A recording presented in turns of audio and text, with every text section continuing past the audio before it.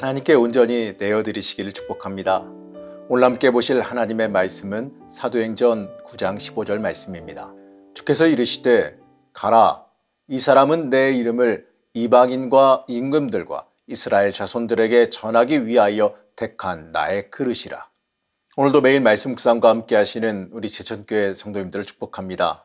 바울은 이 다메섹 도상에서 이 주님의 빛에 사로잡혀서 예수님을 만났습니다. 그리고 그 뒤에 이 눈이 멀어서 그 자리에서 고꾸라졌습니다. 이제 다시 일어났지만 이젠 더 이상 볼 수도 먹을 수도 없었어요. 어쩌면 이 자신을 돌아볼 때에 이제 더 이상 먹을 가치도 볼 가치도 없었다 이렇게 생각하기 때문일지도 모르겠습니다. 이 조금 전까지는요, 이 자신의 신념을 위해서 당당히 전진했습니다. 하지만 이제 눈이 먼 뒤에는요, 이 남의 손에 이끌려 다메섹으로 들어가게 됐습니다. 이 주님께서는 아나니아라고 하는 손길을 준비하셨습니다. 그가 주님의 명령대로 사울에게 안수하자 그의 눈이 다시 열렸습니다.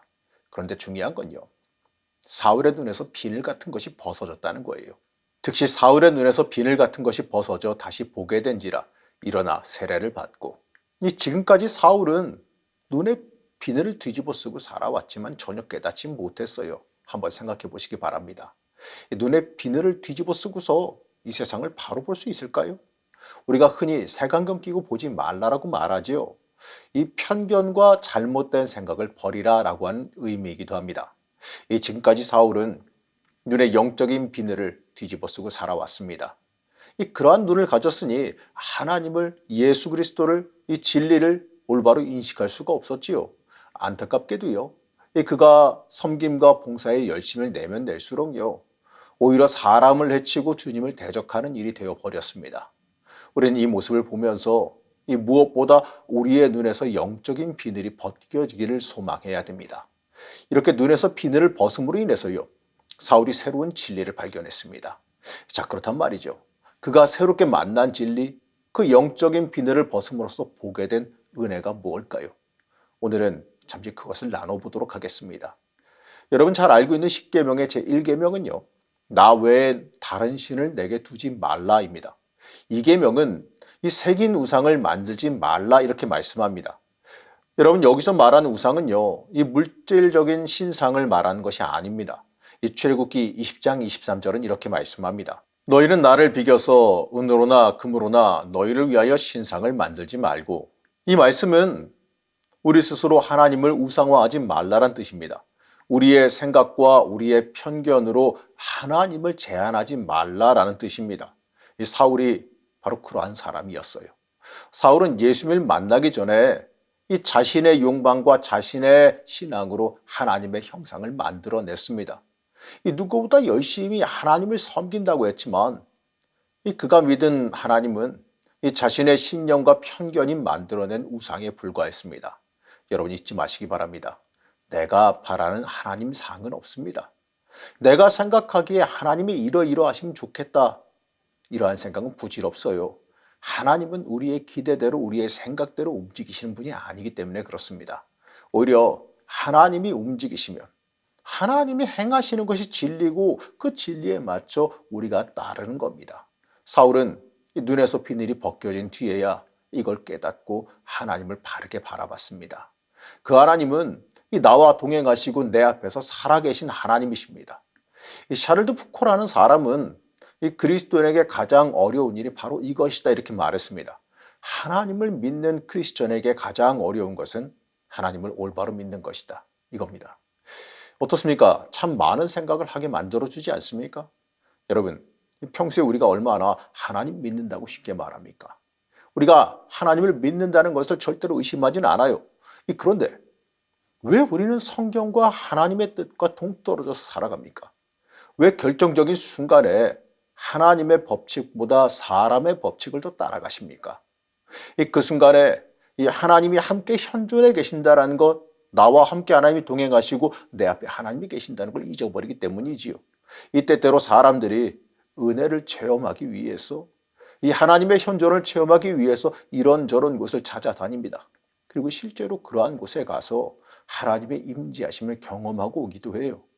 물론 이 체험은 귀한 체험입니다. 근데 문제는 말이죠. 이 사람들이 다시 하나님을 만나기 위해서 그러한 것을 또 찾아간다는 거예요. 그 자리에서 현존하신 하나님을 만났다면 이 하나님께서 그 사람의 삶의 현장에도 현존하고 계시지 않을까요? 처음에 그 하나님을 내가 인식하는 법을 몰라서 믿겨지지 않아서 특별한 충격이 필요해서 갈 수 있겠지요. 그러면 그 자리에서 체험했으면 그 하나님이 내 삶의 자리에서도 느껴져야 되지 않을까요? 하나님을 만났다면 내가 만난 하나님의 뜻을 따라서 이 세상의 빛과 소금으로 살아가는 게 더 중요한 것임을 깨달아 알아야 됩니다. 바울은 자신의 눈에서 비늘이 벗어진 뒤에야 하나님을 바로 볼 수 있었습니다. 그동안 바울의 눈에 씌어있던 그 비늘은요, 하나님을 가리는 장막과도 같았어요. 또한 그 비늘을 벗은 눈으로 하나님을 만난 바울은요, 그제서야 하나님 앞에서 자기 자신을 솔직하게 바로 바라볼 수가 있게 됐습니다. 그 비늘은요, 하나님을 가리는 장막이자 이 자신의 죄악을 보지 못하는, 자신의 본질을 보지 못하게 하는 장막이기도 했습니다. 이 비늘을 벗기까지 그는 사울이었습니다. 이 사울이란 이름의 뜻은요, 희망이란 뜻입니다. 거기다가 사울이 속한 그 베냐민 지파에 속했던 그 이스라엘의 초대 왕의 이름이기도 해요. 자신의 능력이라면 이 사울과 같은 그 민족의 희망이 될 것이라고 스스로 믿었을 수도 있을지 모르겠습니다. 그러나 이 하나님과 자신을 가렸던 그 비늘을 벗어버린 사울은요, 스스로 바울이 됐습니다. 이 바울이란 이름의 뜻은 작다 단념하다라는 의미입니다. 이 스스로 큰 자라 여기면서 민족의 희망이 되리라 자만했던 그 사울은요, 하나님 앞에서 이제 지극히 작은 자임을 깨닫고 이 교만하던 옛삶을 버리기로 했습니다. 바로 이 비늘을 벗음으로써요, 이 자신과 자기 삶의 자리를 바로 찾았습니다. 이 비늘 벗은 한 사람에 의해서 역사가 새로워진다는 것, 여러분, 이것이 사도행전의 본문이 주는 메시지입니다. 이 천지를 창조하신 하나님께서 이 비늘 벗은 사람을 하나님의 도구로 들어 쓰시기 때문에 그렇습니다. 사랑하는 성도 여러분, 여러분은 하나님께서 귀하게 쓰시는 도구이길 원하십니까? 여러분으로 인해서요, 하나님의 역사가 이루어지기를 원하십니까? 그렇단 말이지요. 이제 여러분의 눈을 가린 그 비늘을 벗어버리기를 원하시기 바랍니다. 이 비늘을 벗은 눈으로 하나님을 올바로 보지 못하게 가로막던 그 악한 눈의 장막, 그 영적인 장막을 벗은 눈으로 우리 자신을 바라보면서 하나님께 온전히 내어 맡기는 삶, 하나님께서 보여주시는 것을 바르게 보는 삶, 올바른 축복의 길을 걸어가는 삶을 살아가시기를 시간 간절히 축복합니다.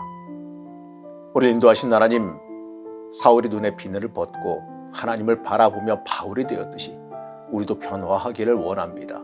이 세상을 바라보던 눈을 하나님을 바라보는 눈으로 변화하기를 원합니다. 그리고 내가 내 멋대로 살겠다는 내 욕심을 내려놓고 하나님의 인도하심에 순종하기를 원합니다. 하나님을 온전히 바라보게 하여 주옵시고 예수 믿는 사람으로 굳건히 서서 살아가게 하여 주시옵소서. 오늘도 하나님의 은혜를 체험하길 원하오며 거룩하신 예수님의 이름으로 간절히 기도드렸습니다. 아멘.